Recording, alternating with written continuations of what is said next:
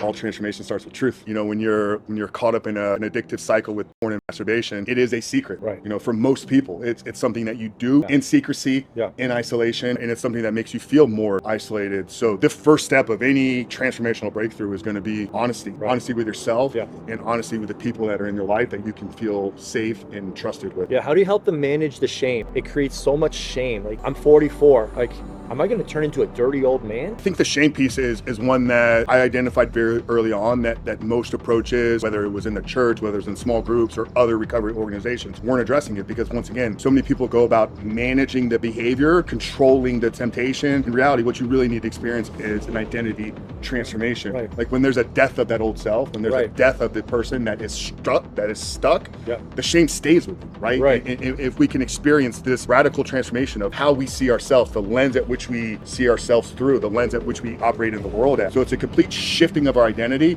and walking in this new conqueror identity, because a conqueror doesn't experience shame anymore. So it's not a tactic, it's got to be an identity transformation that leaves the shame behind you. Walk in integrity, right? Truth is when you're honest to others. Integrity is when you are honest with yourself. So no matter what you say, if the person that you look at in the mirror, the one looking back, isn't walking in true identity or in integrity, if there's still something that you're keeping a secrecy, right? You're always going to struggle with that shame because that person that you see is not who you really are.